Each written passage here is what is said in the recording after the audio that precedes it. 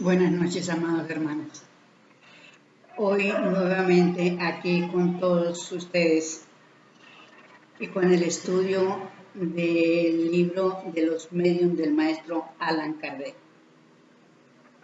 Vamos a continuar con el estudio y estábamos leyendo, terminamos de estudiar esa parte, el capítulo 2, lo maravilloso y lo sobrenatural. Ya lo hemos terminado, pero más sin embargo voy a leer los últimos dos renglones para empezar el nuevo capítulo que se llama capítulo 3, método. Aquí nos va a enseñar el maestro muchas cosas. Entonces, bueno, empezamos con la lectura, amados hermanos. Bueno, voy a leer la última parte. Los fenómenos espiritistas son disputados por ciertas personas, precisamente porque parecen salir de la ley común y por lo mismo no pueden comprenderlos. Denles una base racional y la duda cesa. La explicación en este siglo en que no bastan palabras es un poderoso motivo de convicción. Así, vemos todos los días personas que no han sido testigos de ningún hecho, que no han visto ni girar una mesa, ni escribir a un medium, y que, sin embargo, están tan convencidos como nosotros únicamente porque han leído y comprendido. Si solo se debiera creer en lo que uno ha visto por sus ojos, nuestras convicciones se reducirían a muy poca cosa. Ahí terminamos el capítulo de lo maravilloso y lo sobrenatural. Acá entonces vamos con el capítulo 3, método. Manera de proceder con los materialistas por sistema y materialistas a falta de otra cosa mejor. Incrédulos por ignorancia, por mala voluntad, por interés y mala fe, por pusilanimidad, por escrúpulos religiosos, por decepciones. 3 casos de espiritistas experimentadores, espiritistas imperfectos, espiritistas cristianos o verdaderos espiritistas, orden en los estudios espiritistas.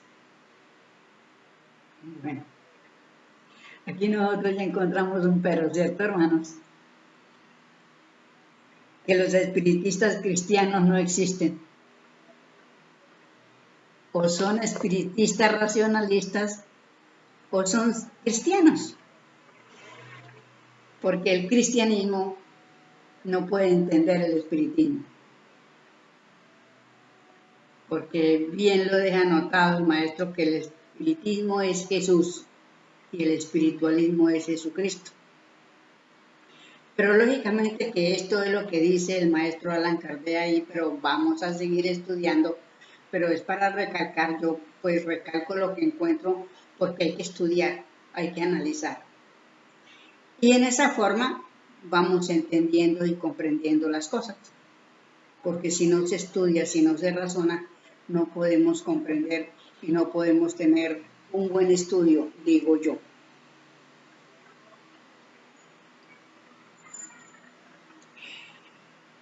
El deseo muy natural y muy laudable de todo adepto.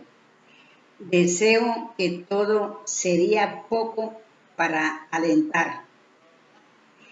Es de hacer prosélitos con la mira de facilitar su tarea nos proponemos examinar aquí la marcha más segura, según nosotros, para alcanzar este objeto, a fin de ahorrarles esfuerzos inútiles. Hemos dicho que el espiritismo es toda una filosofía. Aquel que quiera reconocerla seriamente debe, como primera consideración, dedicarse a un estudio serio y convencerse que más que nunca otra ciencia no puede comprenderse jugando. Ya hemos dicho también que el espiritismo toca todas las cuestiones que interesan a la humanidad. Su campo es inmenso y sobre todo debe considerarse por sus consecuencias. La creencia en los espíritus forma parte de él, sin duda, la base, pero no basta para hacer un espiritista ilustrado, como la creencia en Dios no basta para ser un teólogo. Veamos de qué manera conviene procederse en esta enseñanza para conducir con más seguridad a la convicción. No deben asustarse los adeptos de esta palabra enseñanza. La enseñanza desde la cátedra o de la tribuna no es la única.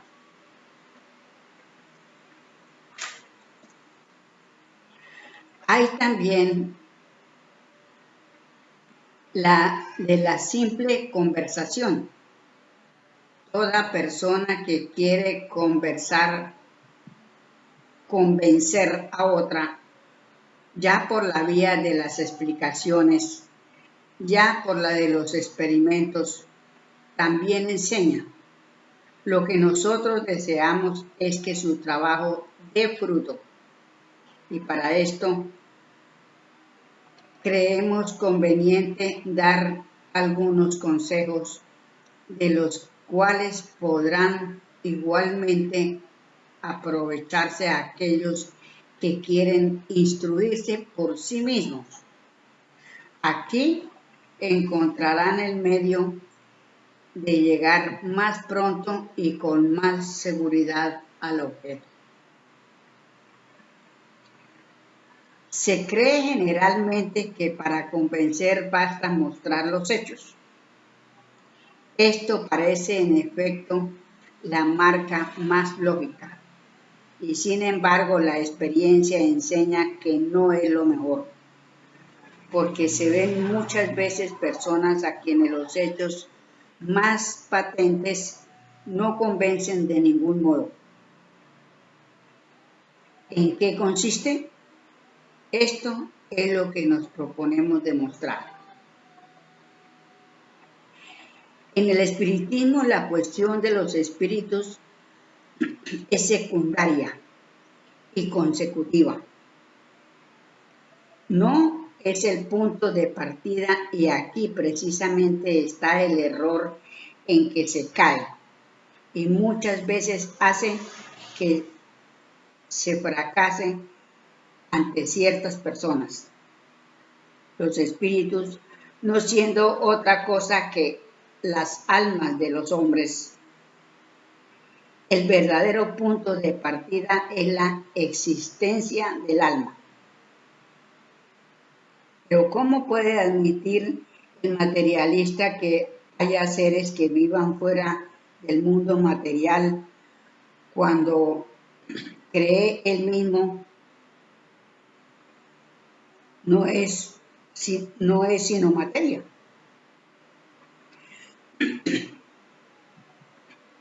Aquí en verdad hay muchos hermanos que a estas horas de la vida, a pesar que ya llevamos más de un siglo de juicio en mayoría, todavía hay hermanos que no han despertado en ese aspecto y piensan que se mueren, que se desencarnan.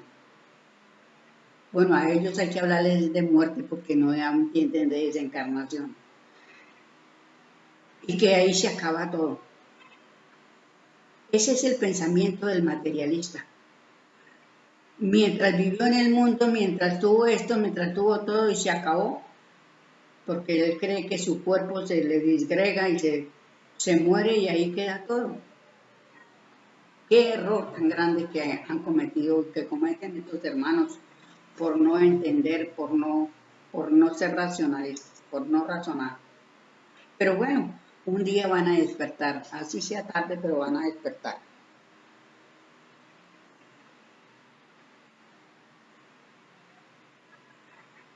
¿Cómo puede creer en los espíritus fuera de él cuando él no cree tener uno?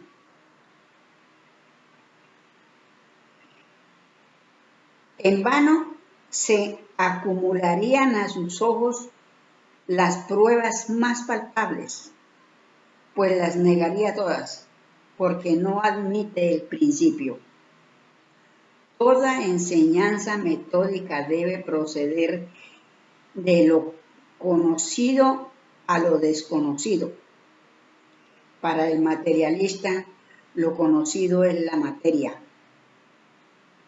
Partan pues de la materia y procuren, ante todo, haciéndole observar, convencerlo de que en él hay una cosa que escapa a las leyes de la materia. En una palabra, antes de hacerlo espiritista.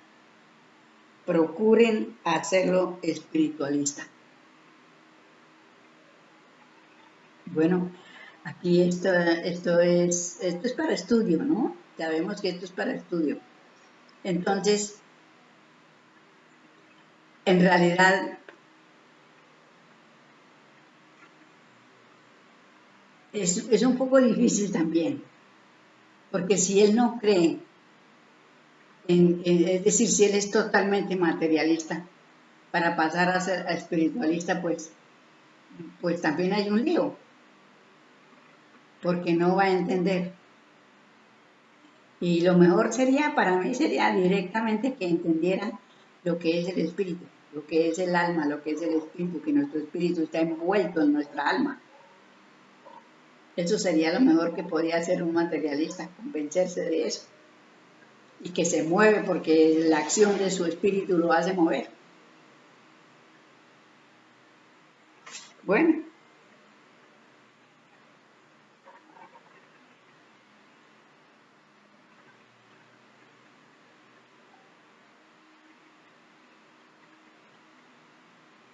Pero para esto es necesario otro orden de hechos, una enseñanza enteramente especial, a la cual se debe proceder por otros medios. Hablarle de los espíritus antes que éste esté convencido de tener un alma.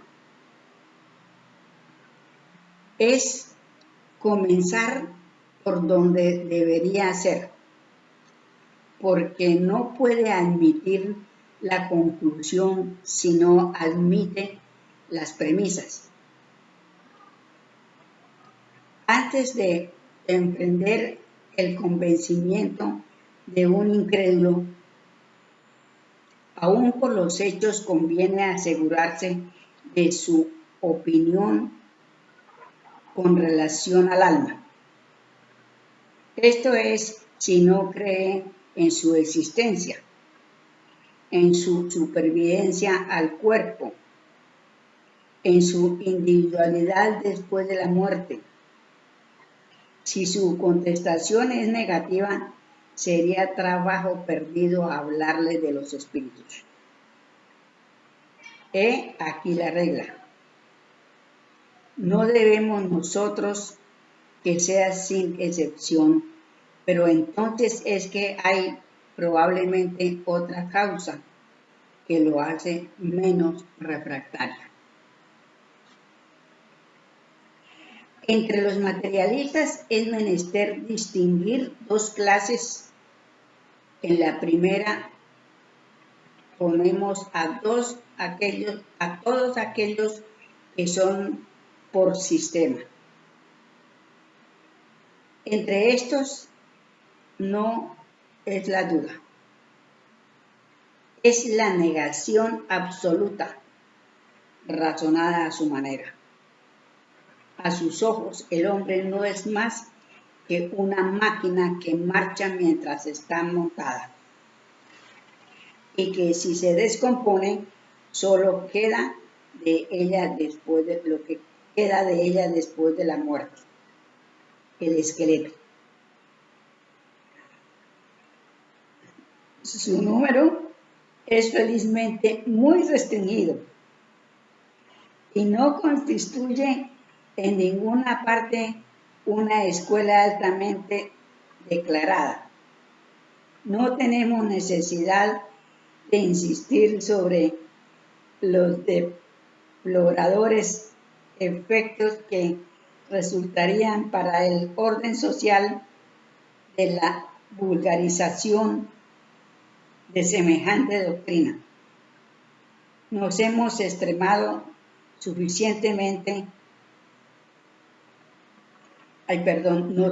extendido suficientemente sobre este objeto en el libro de los Espíritus número 147 y conclusión, parte tercera. Entonces ahora vamos a ir al libro de los Espíritus, que yo lo tengo aquí, para mirar a ver lo que habla el maestro ahí en ese capítulo.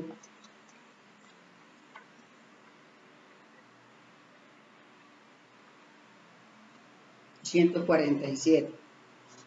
Aquí habla el maestro Allan Kardec del materialismo, de lo que él está hablando.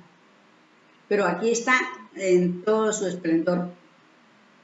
Pues vamos a leer apenas 2 capítulos nomás, como para mirar qué es lo que dice el maestro Allan sobre eso. ¿Por qué los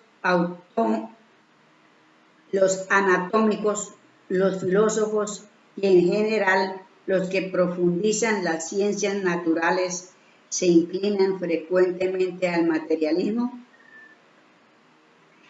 El fisiólogo lo refiere todo a lo que ve. Orgullo de los hombres que creen saberlo todo y que no admiten que algo sea superior a su entendimiento. Su misma ciencia los hace presuntuosos y creen que nada puede ocultarles la naturaleza. Hasta aquí leo esas dos partes. Pero mire lo que dice el maestro Allan Kardec. ¿Cómo va a creer un hombre, ¿sí?, la naturaleza, por lo menos para que estén estudiando? Los biólogos, bueno, en fin. La naturaleza es tan extensa, ¿sí?, que llegan los científicos a entenderla. Y además, la naturaleza el maestro mismo lo dice. Yo digo que el maestro porque yo no soy la que estoy, sino lo que el maestro nos enseña. Él dice que la naturaleza es un libro abierto. ¿Sí? No hay peros, no hay nada oculto. Lo que el hombre pueda escudriñar en la madre naturaleza, lo encuentra.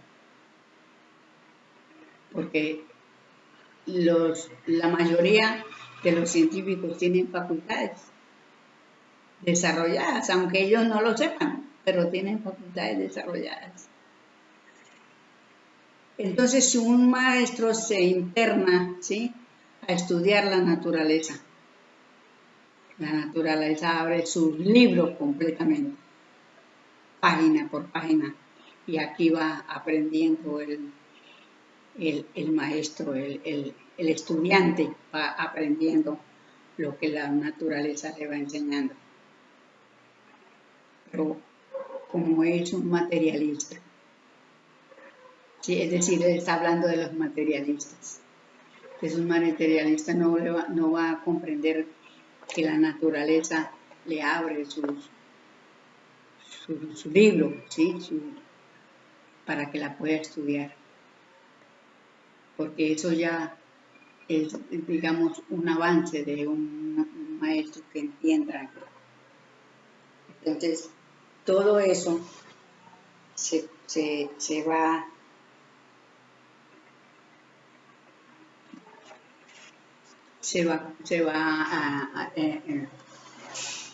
en vano a enseñarle a un materialista eso. Entonces, lo malo que hace uno en existencias anteriores, ¿cuántos seríamos los tercos y los parados de verdad que no queríamos entender y comprender que somos espíritus? ¿Cuánto nos llegaría, cuánto llegaríamos a sufrir nosotros para llegar a este entendimiento? Porque todo es un camino, es un estudio de uno mismo. Entonces, imagínense. Entonces ahí ya nos queda que los materialistas son demasiado trancados, cerrados y trancados. Y conclusión en la parte tercera. Bueno, ahí también habla de los materialistas. Cuando hemos dicho que la duda cesa entre los incrédulos, es presencia de una explicación racional. Es necesario, cuando menos, exceptuar de ellos a los materialistas, aquellos que niegan toda potencia y todo principio inteligente fuera de la materia.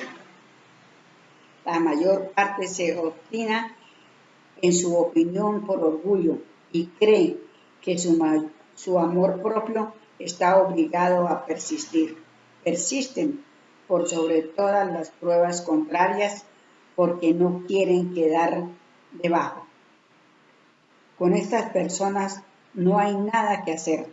Tampoco es conveniente dejarse sorprender por un falso semblante de sinceridad de aquellos que dicen, hágame ver y creeré. Los hay que son más francos y dicen claramente, aún si viera no creería.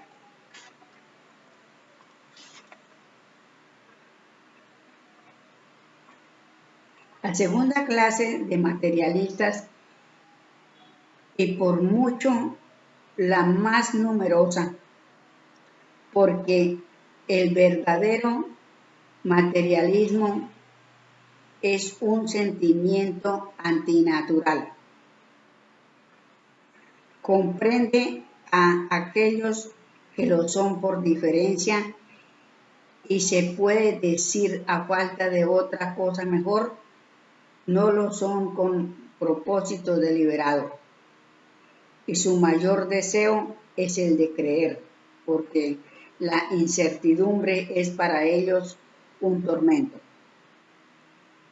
Hay en ellos una vaga aspiración hacia el porvenir, pero este porvenir se les ha presentado bajo unos colores que su razón no puede aceptar y de ahí la duda.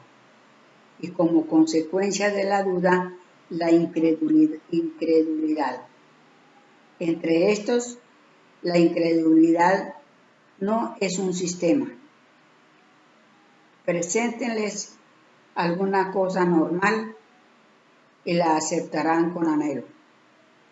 Estos pueden comprendernos porque están más cerca de nosotros de lo que ellos mismos creen. Con los primeros no hablen de revelación, ni de ángeles, ni de paraíso. No los comprenderán. Pero colocándoles sobre su terreno, Pruébele desde luego que las leyes de la fisiología son importantes para dar razón de todo. Lo demás vendrá enseguida. Otra cosa sucede cuando no se tiene una opinión concebida, porque entonces la creencia no es absolutamente nula. Es un germen latente, oculto u oprimido por las malas hierbas, pero que una chispa puede reaccionar. Es el ciego a quien se le devuelve la vista y se llena de gozo cuando puede volver a ver la luz. Es el náufrago a quien se le echa una tabla de salvación. ¿Cuántas cosas hemos aprendido, amados hermanos? Todo esto es tan supremamente bello que, bueno, verdaderamente nosotros los seres humanos pasamos por épocas terribles, como ser una persona totalmente materialista, incrédula en todo, y negándonos a nosotros mismos como espíritus y como seres humanos. Eso es algo fatal. Al lado de los materialistas propiamente dichos, hay una tercera clase de incrédulos que, aunque espiritualistas, al menos de nombre, no son por eso menos refractarios. Estos son los incrédulos de mala voluntad. Les haría mal creer porque esto alteraría su quietud con los goces materiales. Temen ver en ello la consideración de su ambición en su egoísmo y de las vanidades humanas, de las que hacen sus delicias, cierran los ojos para no ver y se tapan los oídos para no oír. No pueden hacer otra cosa sino compadecerlos. Vea, qué fatal. Hablaremos de una cuarta categoría que llamaremos incrédulos, interesados o de mala fe, solo por memoria. Estos saben que muy bien a qué atenerse sobre el espiritismo, pero ostensiblemente lo condenan por motivos de interés personal. Nada hay que decir y hacer con ellos. Si el materialista puro se engaña, hay al menos para él la excusa de la buena fe, que se le puede conducir probándole su error.